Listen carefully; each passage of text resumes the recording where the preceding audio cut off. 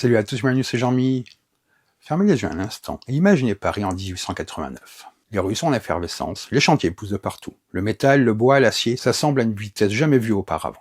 Le monde entier a les yeux tournés vers une seule chose, l'exposition universelle. Un événement pensé pour montrer au monde jusqu'où l'humanité est capable d'aller. Le jeu dont on parle aujourd'hui, c'est Expo 1889. Il se joue de 1 à 4 joueurs pour des parties de 30 à 45 minutes à partir de 10 ans. Le jeu est imaginé par Matt Leacock, édité par Chèvre Édition et illustré par Romain Pincemin. Mais ces informations ne sont qu'un point de départ, car Expo 1889 essaie de vous faire vivre une époque. Ici, vous prenez la place d'un architecte visionnaire, chargé de concevoir des monuments destinés à éblouir le monde. Vous organisez la main-d'œuvre, gérez les ressources, coordonnez les efforts, tout en gardant un œil sur les tensions, qui naissent inévitablement lorsqu'on pousse la machine industrielle trop loin. Chaque chantier est une promesse de prestige, mais aussi une source de déséquilibre. Ce qui frappe très vite dans le jeu, c'est cette impression de mouvement permanent. Rien n'est figé. Les dés roulent, les marchandises circulent, et les décisions s'enchaînent. On bâtit, on optimise, on accélère, mais parfois trop. Fatigue, discorde, grève, révolte. Ces mots ne sont pas là pour faire joli. Ils incarnent la limite humaine d'un monde en pleine transformation. Le thème de l'exposition universelle imprègne chaque aspect du jeu. Les monuments ne sont pas de simples objectifs, ce sont des symboles. Les développements ne sont pas de simples bonus, ce sont des choix de société. À travers ces mécaniques, le jeu raconte une histoire. Celle d'un progrès flamboyant, fragile, parfois brutal, mais toujours fascinant. Alors que vous soyez attiré par la beauté des grandes constructions, par la finesse des jeux de gestion, par les expériences ludiques qui cherchent à dire quelque chose de plus profond, Expo 1889 vous invite à prendre part à ce moment charnière de l'histoire. Les plans sont prêts, les ouvriers attendent, l'exposition universelle peut enfin commencer. Allez, on va voir comment ça se passe. On se retrouve au cœur de l'exposition universelle de 1889. Dans cette vidéo, je vais vous accompagner, pas à pas, à travers Expo 1889. Non pas comme un simple jeu de société, mais comme une véritable expérience de construction, de gestion et de choix historiques. On commencera par poser le décor avec l'histoire du jeu et son intention, pour comprendre dans quel contexte vous allez évoluer. Ensuite, je vous expliquerai la mise en place, afin que vous sachiez exactement ce qui se trouve sur la table avant même de lancer le premier dé. Puis nous entrerons dans le cœur du jeu, avec le déroulement complet d'un tour. On verra comment fonctionnent les lancers de dés, la récolte de ressources, la gestion des salaires, les sabotages, le recrutement des contremaîtres, la construction des monuments et l'acquisition des développements. Tout ça jusqu'au stockage final et au passage des dés aux joueurs suivants. On parlera des mécanismes clés comme les sabotages, le bonus de monuments, la montée en puissance, et la manière dont le jeu fait constamment dialoguer, prise de risque et contrôle. Par moments, je vous parlerai du mode solo, de la petite variante qui existe. Et enfin, une fois toutes les règles bien posées, je terminerai par un avis. Pour vous dire ce que Expo 1889 propose réellement, une fois les dés en main et à qui il s'adresse, et pourquoi il peut trouver sa place sur votre table. Prenez place, l'exposition va ouvrir ses portes. Nous sommes à la fin du XIXe siècle à Paris. Adolphe Alphand vous confie une mission de prestige. Imaginez et créer des lieux spectaculaires pour l'exposition universelle de 1889. À votre tour d'endosser le rôle d'un visionnaire de votre temps, à l'image de Gustave Eiffel, et de concevoir des monuments appelés à devenir emblématiques. Chaque décision que vous prenez participe à façonner l'image du progrès et à laisser une empreinte durable dans l'histoire. Pour mener à bien cette ambition, le jeu met à votre disposition un ensemble de matériel précis. Disposerez de 7 dés contremaîtres qui rythmeront vos actions, de 4 plateaux architectes représentant chaque joueur, ainsi que 20 pions cylindriques qui représentent les marchandises.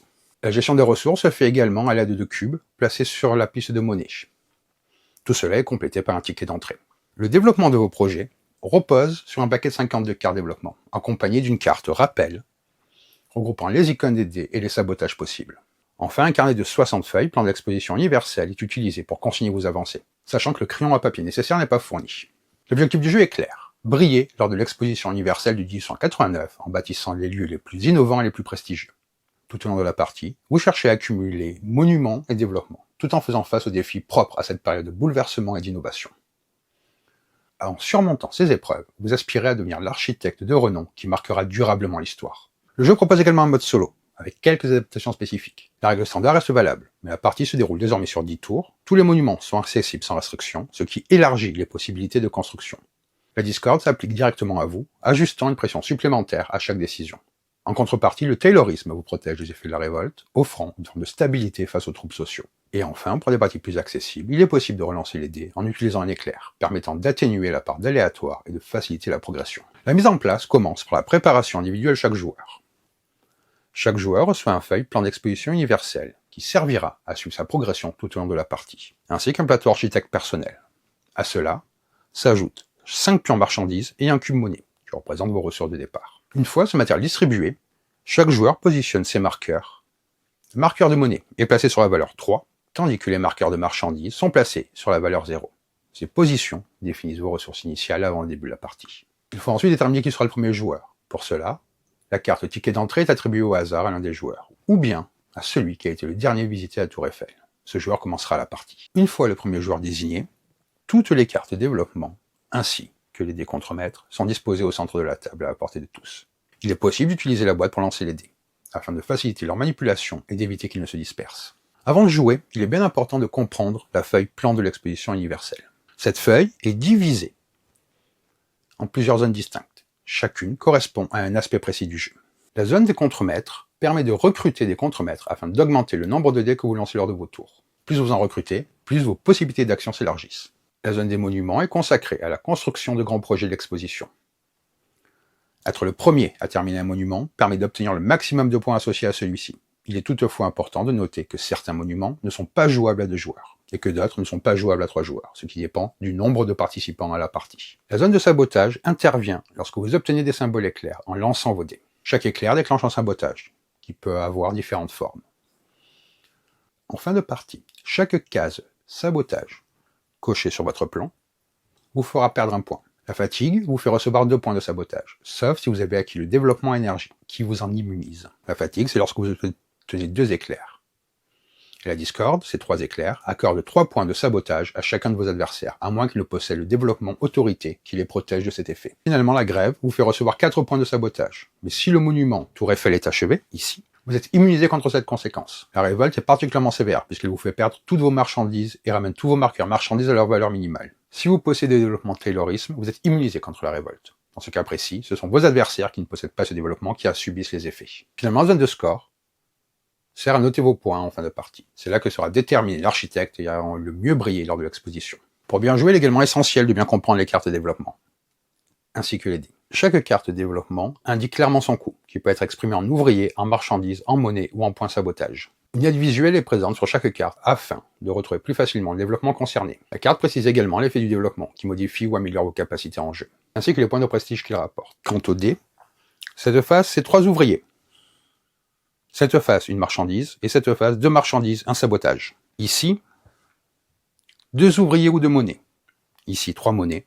Quant à la levée de fonds, réduit de 7 le coût d'un développement. Un tour de jeu se déroule toujours de la même manière. Chaque joueur joue à tour de rôle en suivant 5 phases successives, qui doivent être résolues dans un ordre précis. On commence par lancer les dés et les récoltes, puis on passe à la rémunération et au sabotage, vient ensuite la gestion des ouvriers, des contremaîtres et des monuments, suivi de l'acquisition de développement, qui est une étape optionnelle. Le tour se termine enfin par le stockage et la transmission des dés. Une fois que tous les joueurs ont terminé l'ensemble de ces phases, il faut vérifier les conditions de fin de partie. Si celles-ci ne sont pas remplies, un nouveau tour commence immédiatement. La première phase du tour est celle de lancer de dés et de récolte. Le joueur lance un nombre de dés égal au nombre de contremaîtres qu'il a recrutés.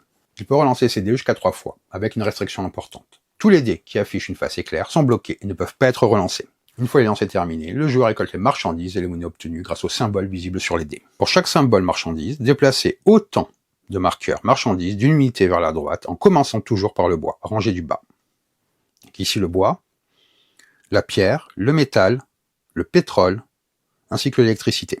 Par exemple, avec ce résultat-là, j'avancerai 1, 1, puis 1.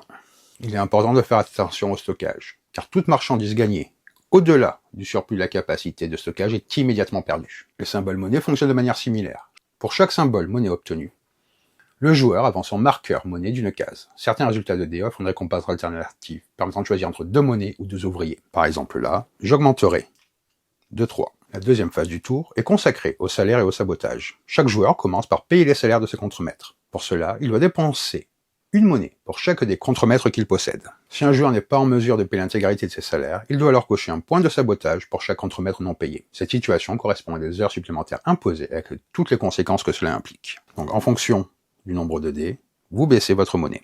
Donc vu que vous commencez la partie avec 3 dés, là je paierai 3. Une fois les salaires réglés, le joueur applique les sabotages. Il subit le sabotage correspondant au nombre de symboles éclairs obtenus lors de ses lancers de dés pendant la phase précédente. Et vous voyez ici les différents effets des sabotages. La troisième phase concerne les ouvriers, les contremaîtres et les monuments. Le joueur utilise les symboles ouvriers obtenus sur ses dés pour effectuer ses actions. Ces symboles peuvent servir soit à cocher des cases dans la zone contremaître, soit à construire des monuments. Lorsqu'un joueur coche des cases dans la zone des contremaîtres et que toutes les cases d'un contremaître sont complétées, Donc ici, il faudra en compléter 3. Celui-ci est immédiatement recruté. Chaque contremaître recruté accorde un avantage permanent puisqu'il permet de lancer un dé supplémentaire à chaque tour, et ce jusqu'à la fin de la partie. Les symboles ouvriers peuvent également être utilisés pour construire des monuments.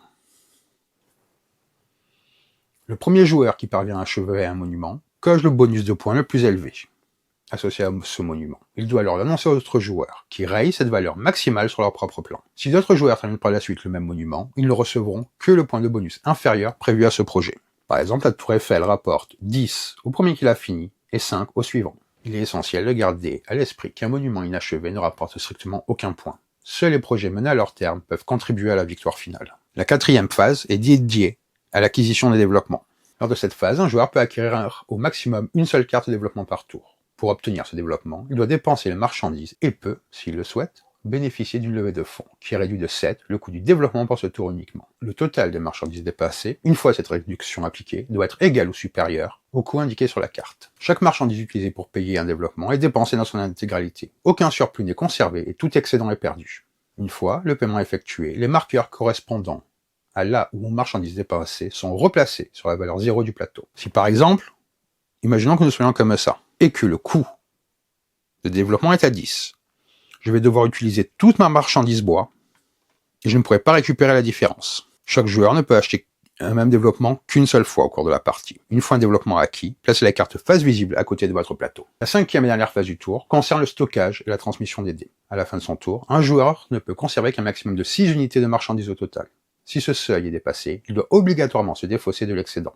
Si par exemple je suis dans cette situation-là, je possède 5 unités de bois et 2 unités de pierre, soit 7 unités. Je dois donc en éliminer une. Vous êtes libre de choisir quelle marchandise défausser. Pour cela, vous déplacez simplement le pion correspondant d'une case vers la gauche de la piste, comme par exemple je ferai comme ceci. Une fois votre tour achevé, passez les dés au joueur suivant, dans le sens de l'aiguille d'une montre. La partie prend fin lorsque l'exposition anniversaire arrive à son terme. Cela se produit dès qu'un joueur possède 5 développements, ou bien lorsque l'ensemble des monuments disponibles ont été construits collectivement par les joueurs. Quelle que soit la condition déclenchée, le tour en cours est toujours terminé afin que chaque joueur ait joué équitablement. Certaines cartes méritent des précisions particulières quant à l'autorisation. Par exemple avec ingénierie. Reculez d'un cran vers la gauche une unité de pierre de votre plateau pour avoir 3 ouvriers, utilisables plusieurs fois par tour. Avec énergie, autorité, ainsi que taylorisme, les phases 2D avec des éclairs ne vous affectent plus. Vous ne prenez donc pas de sabotage. Avec stockage, vous reculez d'un cran vers le bas l'unité de monnaie de votre plateau architecte pour réduire le coût d'un développement de 6, utilisable plusieurs fois dans le tour. Avec carrière, augmentez d'un cran vers la droite l'unité de pierre sur votre plateau architecte.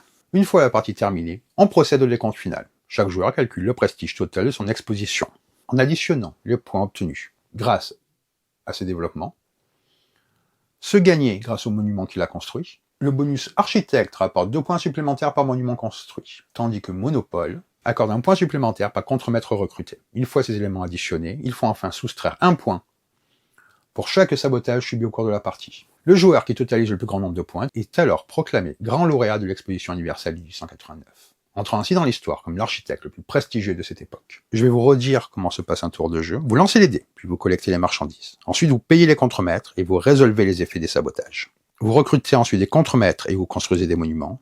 Vous pouvez acquérir un développement, et uniquement un seul. Vous défaussez vos marchandises en trop.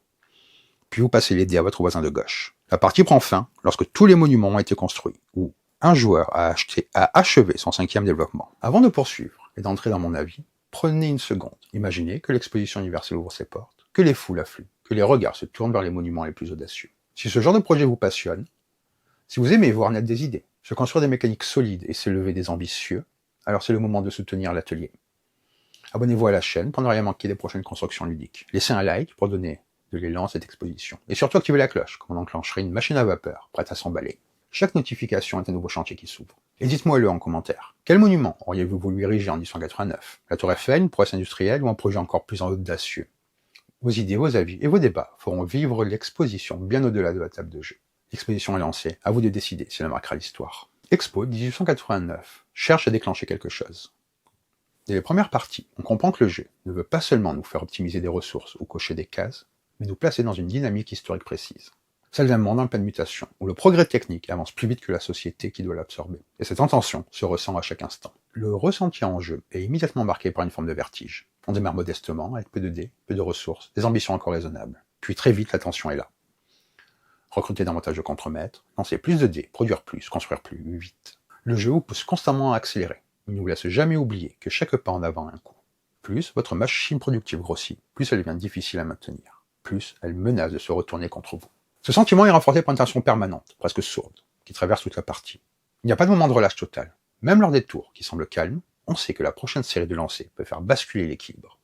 Les sabotages ne sont jamais anecdotiques. Ils s'accumulent, ils grignotent votre score final. Et surtout, ils racontent l'usure, la fatigue, la colère sociale. Le jeu réussit quelque chose de rare, faire ressentir la pression sans jamais bloquer le joueur. On souffre, mais on continue, on encaisse, on s'adapte, on corrige. Le rythme est l'un de ses grands atouts. Les tours sont structurés, clairs et pourtant toujours vivants. La répétition des phases ne crée pas de lassitude, car les enjeux évoluent sans cesse. Au début, on se concentre sur la survie économique, sur la montée en puissance. Au milieu de la partie, la course au monument devient centrale, avec une vraie tension sur les premiers bonus. En fin de jeu, chaque décision est pesée, chaque sabotage est calculé, chaque point compte. Le jeu ne s'étire pas inutilement, et la fin arrive souvent avec cette sensation typique des bons jets de gestion. On aurait aimé un tour de plus, mais on sait que ce serait de trop. L'ambiance est extrêmement forte et surtout très cohérente. Le thème de l'exposition universelle n'est pas juste un décor prestigieux, il structure tout. Construire des monuments n'est pas un objectif de scoring, c'est une course à la reconnaissance, à la postérité. Les développements technologiques ne sont pas de simples bonus, ce sont des choix idéologiques. Investir dans le terrorisme, dans l'autorité, dans l'énergie, ce n'est pas neutre. Le jeu met subitement en scène des réponses possibles aux tensions du monde industriel. Rationalisation, contrôle, innovation, avec leurs avantages et leurs conséquences. Cette cohérence entre mécanique et thème est l'un des aspects les plus réussis du jeu. Les dés, par exemple, ne sont pas qu'un outil de hasard. Ils incarnent la main-d'œuvre, la force de travail, l'imprévisibilité humaine. Plus on en a, plus on produit, mais plus on doit payer, gérer, encadrer. Les sabotages ne tombent jamais de nulle part. Ils sont toujours la conséquence directe de vos choix. Le jeu ne vous punit pas arbitrairement, il vous confronte à vos propres excès. Sur le plan purement mécanique, Expo 1889 propose un équilibre très fin entre contrôle et incertitude. Oui, il y a des dés. Oui, le hasard peut faire mal, mais jamais de façon injuste. Le système de relance, les dés bloqués par les éclairs, les développements qui permettent de modifier ou d'ignorer certains effets, tout cela donne aux joueurs des outils pour construire une vraie stratégie. Le hasard crée de la tension, pas de la frustration. Il oblige à planifier à court terme, tout en gardant une vision à long terme. L'accessibilité du jeu mérite qu'on s'y attarde. Le jeu fait un choix intelligent. Une fois la structure du tour assimilée, tout devient logique. Chaque règle a une raison d'être, chaque contrainte s'inscrit dans un ensemble cohérent. Le jeu est accessible sans être simpliste. Il offre une profondeur stratégique qui se ressent au fil des parties. C'est un jeu qui se révèle avec le temps. Plus on y joue, plus on découvre des synergies, des timings cruciaux, des erreurs à éviter. Les développements ne prennent pas la même valeur selon le moment où ils sont acquis. Les monuments deviennent des enjeux différents selon la dynamique de la table. Les sabotages, parfois anodins dans une partie, peuvent devenir centraux dans une autre. Le jeu encourage l'expérimentation et récompense l'expérience. Le mode solo, quant à lui, n'est pas un simple jeu cosmétique. Il propose une véritable relecture du jeu. En supprimant l'interaction directe avec d'autres joueurs, il met en lumière la brutalité intrinsèque du système. Le solo devient un puzzle stratégique, mais passionnant. C'est un mode qui s'adresse clairement aux joueurs qui aiment se mesurer à un système exigeant, qui acceptent de perdre pour mieux comprendre, et qui prennent plaisir à affiner leur maîtrise. En termes de public, 1889 s'adresse à toutes sortes de joueurs. Les joueurs qui apprécient les thèmes historiques, traités avec sérieux, et les joueurs qui aiment les jeux de gestion où les décisions sont lourdes de conséquences. Des joueurs qui aiment sentir que le jeu ne leur fait pas de cadeau. C'est un jeu d'engagement qui demande de l'attention, de la réflexion, et une certaine tolérance à la pression. En conclusion, 1889 est un jeu ambitieux et marquant. Il ne cherche jamais la facilité, mais offre en échange une expérience riche, cohérente et mémorable. C'est un jeu qui parle de progrès, mais aussi de limites. Un jeu qui vous pousse à bâtir toujours plus haut, tout en vous rappelant que chaque sommet a ses fissures. Une œuvre ludique exigeante mais sincère, qui laisse derrière elle ce sentiment d'avoir vécu une véritable aventure intellectuelle et thématique. Voilà pour cette vidéo, j'espère que ça vous a plu. Et sur ce, je vais vous dire bonne partie et bon jeu!